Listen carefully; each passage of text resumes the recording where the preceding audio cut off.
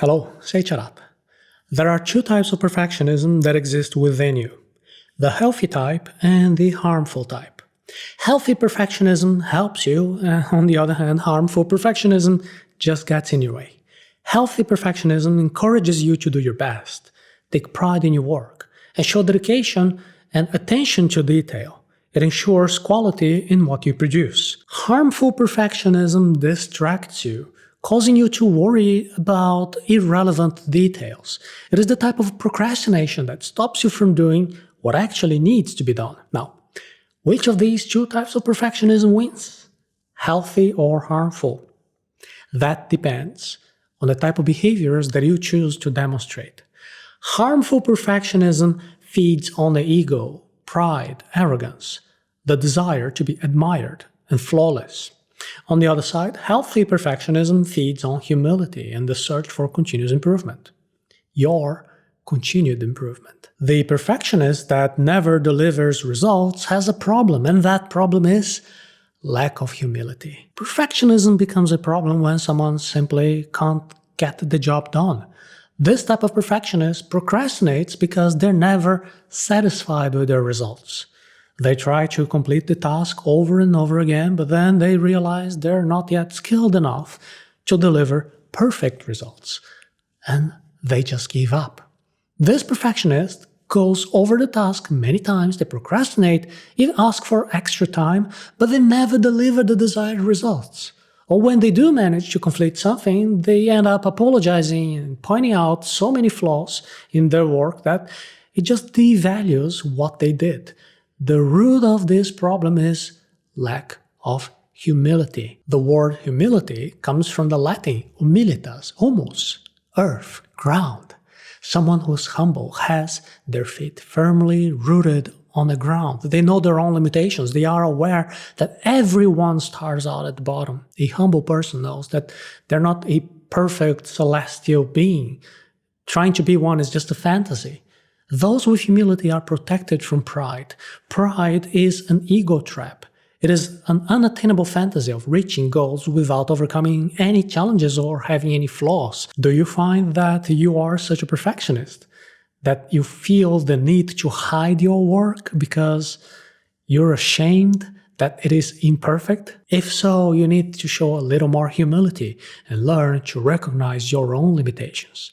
Without humility, perfection paralyzes you. It stops you from delivering acceptable results on time. But with a little humility, you will be able to get over this paralysis and you'll be able to present your imperfect creation to the world. By being more humble, you will deliver results while recognizing that still there are many things that you need to improve in the long term as you acquire mastery. This is why humility is the fuel that weakens harmful perfectionism and strengthens healthy perfectionism. Healthy perfectionism allows you to continuously improve. Now you answer me this. What happens when you are humble enough to recognize that your work is imperfect, that it has room for improvement? You activate healthy perfectionism, which allows you to continuously improve, and you'll be able to develop your intelligence specifically to achieve excellent results in your work. Harmful perfectionism leaves you paralyzed, unable to get the job done on time. Your ego can't stand anything that is not considered perfect. Healthy perfectionism embraces humility and allows you to show to the world your imperfect work, receive feedback, and do better next time. So this is a continuous improvement cycle. First, we do something simpler with some imperfections. These imperfections are normal. They make it clear that there is still plenty of room for improvement. In the Intelligence Arata Academy training, there is a guided process for this, which you can participate by visiting arata.se/intelligence. There will be multiple rounds of improvement. Today, you will humbly produce what you are currently capable of. Next time around, you'll produce something with a few improvements. The result will not be perfect, but it will already be better than last time. You could even use more structured processes for continuous improvement, such as the PDCA cycle that we discussed in the episode 203 of Hello, Say Charata series. PDCA stands for Plan, Do, Check, Act. First of all, plan what you're going to be doing, considering all the limitations such as deadlines, resources, and your own capacities. After that, carry out what you've planned. Then you have to be checking. Review the results that were handled in, noting the positive aspects as well as the imperfections. Finally, you have to be adjusting what still isn't perfect and then start the process again with a new plan for the next deadline. This process is a never-ending journey. You should take one step at a time and not jump straight to the final destination.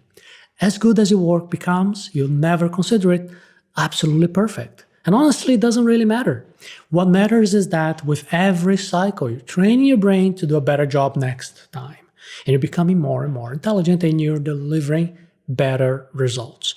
All of this is possible because you were humble enough to take the first step and accept that the first few times that you deliver things will not be perfect. Now, make sure you remember this message. Only after taking the first step you can start to improve. And it doesn't matter if the first step is imperfect. Perfection is unattainable. But the search for perfection makes you intelligent. The process of continuous improvement allows you to develop your most precious gift, your intelligence. A well-developed brain knows what it's capable of doing and therefore is more confident. And with confidence, you can better handle your reluctance to expose your imperfections to the world. You can observe your failures, you can correct your mistakes, you can have a continuous improvement mentality. Perfection is unattainable, but even so, you should search for it. Perfection is far out in the horizon. No matter how far you go, it will never be possible to reach the horizon. Perfection serves as the motivation for you to continue on your journey. Continuously moving forward is how you advance in the learning process. Healthy perfectionism puts you on this improvement path. Instead of paralyzing you, healthy perfectionism pushes you forward. It forces you to do your best, to deliver the best results possible, taking into account the conditions that you're in. These conditions include your current capacities, the resources that you have access to, and the deadline that you were given.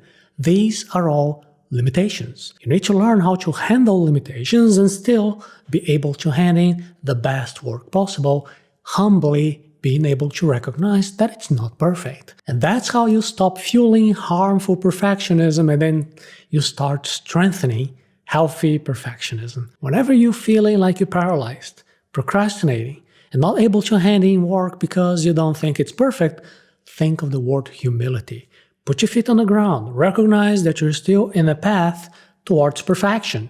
You'll only be able to continue along this path if you take the next step, delivering things that are imperfect and improving to achieve better results next time. There are two types of perfectionism. There is healthy perfectionism, which sets you on a path of continuous improvement, developing your intelligence so that each time you deliver, it is better than before. This good perfectionism works as a lighthouse on the horizon that forces you to walk the path towards perfection. Then there is also the harmful perfectionism, which paralyzes you, it makes you procrastinate and stops you from getting the job done on time. This bad perfectionism prevents you from embarking on the journey of continuous improvement.